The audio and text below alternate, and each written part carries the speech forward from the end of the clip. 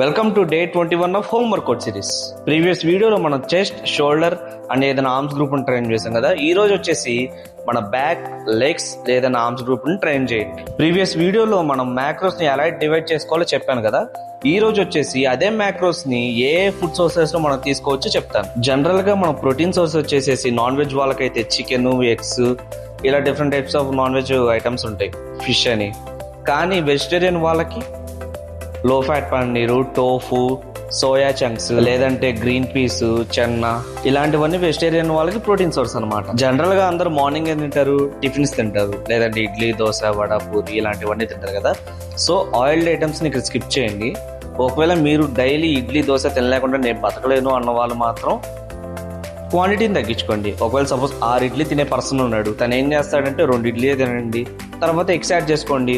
లేదు నేను వెజిటేరియన్ రా బాబు అంటే 2 ఇడ్లీ తినండి, ఓట్స్ యాడ్ చేసుకోండి. ఓట్స్ ప్లస్ మిల్క్ ఉంటాయి. దీన్ని మీరు ఏం చేయాలంటే ప్రతి మీల్లో నేను చెప్పే ఫుడ్ సోర్స్ ని పర్ 100 గ్రామ్స్ కి ఎంత ప్రోటీన్ వస్తుంది, ఎన్ని కార్బ్స్ వస్తాయి, ఎన్ని ఫ్యాట్స్ వస్తాయి అనేది మీరు గూగుల్ సెర్చ్ చేయండి. ఎగ్జాంపుల్ చెప్పాలంటే ఒక ఎగ్ ఉంది, ఈ ఎగ్ కి ఎన్ని గ్రామ్స్ ప్రోటీన్ అంటే 6 గ్రామ్ ప్రోటీన్ వస్తుంది కంప్లీట్ హోల్ ఎగ్ కి. అదే ఈ హోల్ ఎగ్ లో ఫ్యాట్స్ అన్ని ఉంటాయి, క్యాలరీస్ అన్ని ఉంటాయి, మీరు దాన్ని గూగుల్ ఇచ్చేయండి. మాక్సిమం అందరూ మధ్యాహ్నంలో అన్నం, పప్పు, వడియాలు ఇలాంటివన్నీ తింటూ ఉంటారు. సో మీరేం చేస్తారంటే మధ్యాహ్నం పూట చక్కగా 100 గ్రామ్స్ రైస్ కి ఎన్ని క్యాలరీస్ వస్తాయి అవన్నీ కౌంట్ చేసుకున్న తర్వాత దాంట్లో ప్రోటీన్ సోర్స్ కింద చికెన్ కానీ, ఎగ్స్ కానీ యాడ్ చేసుకోండి. ఆ రెండు మేము తిన వెజిటేరియన్స్ అన్న వాళ్ళు లో ఫ్యాట్ పన్నీర్ కానీ, టోఫు కానీ యాడ్ చేసుకోండి. పర్ 100 గ్రామ్స్ కి ఎన్ని గ్రామ్స్ ప్రోటీన్ వస్తుంది, అంత క్యాలరీస్ వస్తుంది కౌంట్ చేసుకోండి.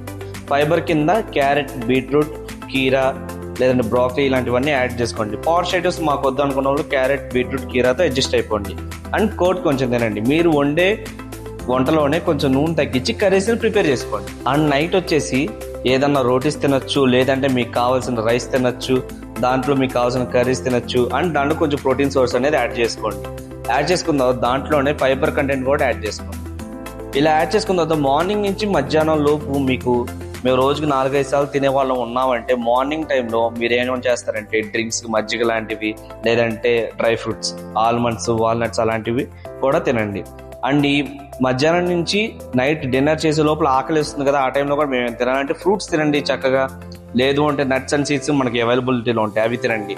కానీ ఫ్రూట్స్, నట్స్ అండ్ సీడ్స్ మాత్రం మస్ట్ అండ్ షుడ్ గా తినాల్సిందే. అండ్ డైలీ వాటర్ ని కూడా కౌంట్ చేసుకోవాల్సిందే.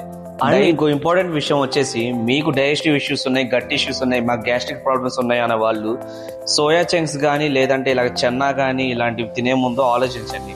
టైం టు టైం తినండి. డయాబెటీస్ ఉంది, థైరాయిడ్ ఉంది, ఇలా చాలా ఇష్యూస్ ఉన్నాయి అన్న వాళ్ళు మీ డాక్టర్ని ప్రిఫర్ చేసి